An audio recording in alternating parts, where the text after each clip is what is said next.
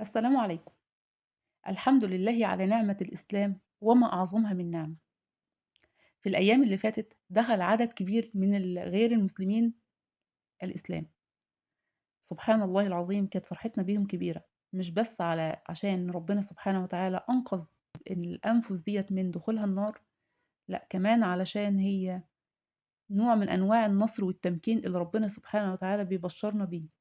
في السورة الكريمة بسم الله الرحمن الرحيم إذا جاء نصر الله والفتح ورأيت الناس يدخلون في دين الله أفواجا فسبح بحمد ربك واستغفره إنه كان توابا. إن شاء الله النصر قادم، إن شاء الله ربنا وعدنا بكده، وعدنا وده موعود الله عز وجل لما قال لنا إن النصر جاي بدخول الناس أفواجا. العلامات كلها بانت والعلامات كلها جت، النصر جاي بإذن الله، النصر قريب جدا بإذن الله. تعالوا نشوف مع بعض ميجان رايس وغيرها من اللي دخلوا الإسلام. Aside from that, if you have that, you have to work on that as well. But alhamdulillah, everything, al-Islamu yajubu ma qablahu. Islam erases everything that is before it. So, with that being said, we'll just say the testimony in Arabic, and then we'll testify. We'll say it in English, and then we'll say we'll send the praise to the Prophet sallallahu alaihi wasallam because it's encouraged at least one time in our life that we say it, and we'll go from there, inshallah. So, did you want to go over the five pillars of Islam, or you think you're good? I mean, it looks like you have a pretty good background on it right now, anyways. Yes, I am familiar with it, but we can, for the audience for the people in the audience that may not be familiar, we could still go over them. Yeah, not a problem, inshallah. طيب, Bismillah. So we're gonna say it in Arabic, inshallah. Then we're gonna say it in English, inshallah. So if you're ready, just repeat after me. Okay. Okay, Bismillah. أشهد أشهد أن أن لا إله ألا أن لا إله ألا إله إلا الله إلا الله وأشهد وأشهد أن أن محمدا محمدا رسول الله رسول الله صلى الله صلى الله عليه عليه وسلم وسلم وسلم وسلم وسلم. وسلم. Yeah, وسلم. Okay, we're good. Alhamdulillah. So I bear witness I bear witness that there is no God that there is no God but God, but God, and I bear witness and I bear witness that Muhammad that Muhammad is his final messenger is his final messenger and prophet. and prophet. MashaAllah. Takbir. Allah. Allahu Akbar. Yay! ما شاء Oh, الله. now I'm gonna cry. Wait.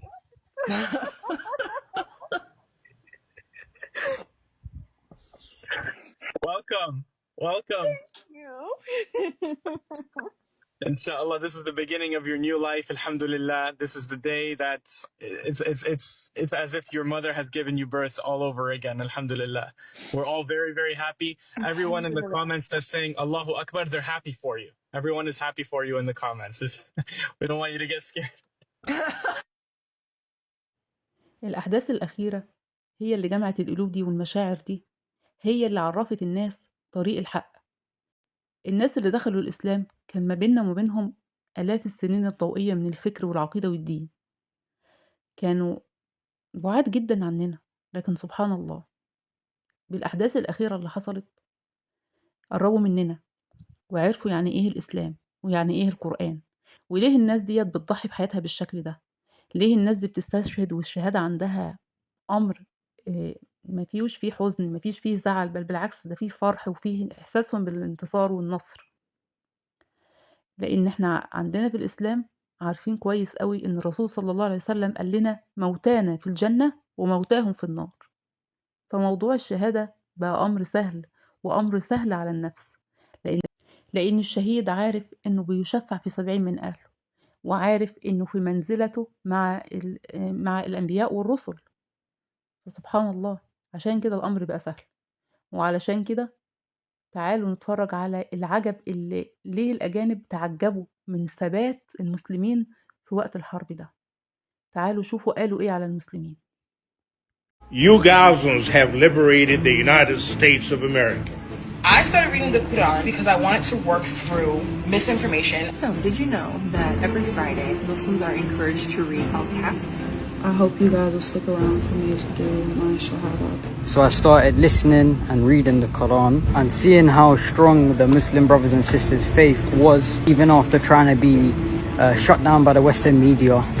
Since I have converted to Islam, mass conversion of people who are seeing the Palestinians, who are inspired by them and who are looking at Islam. I'm reading up on verses in the Quran to help me teach my son Quran. I'm reading the Quran and I'm tearing up. For those of you who are interested in converting to Islam, How I have plans to take the Shahada. Palestinian people are so strong, man. Holding his child in his hand, half a body.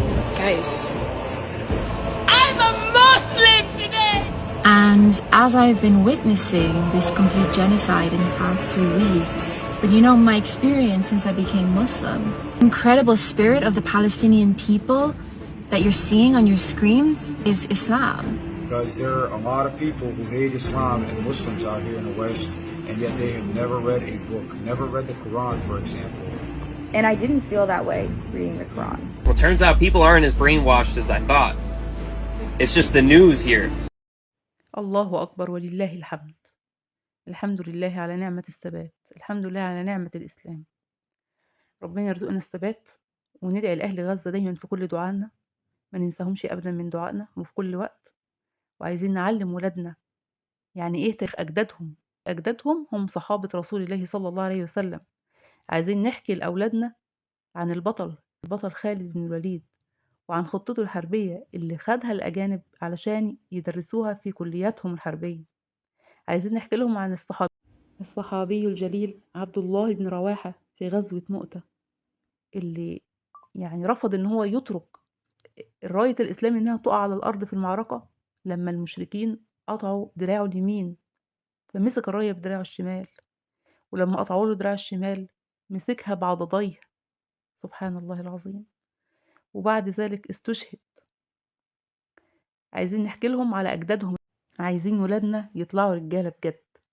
عايزين ولادنا يعرفوا تاريخهم، تاريخ أجدادهم، تاريخ الصحابة رضوان الله عليهم.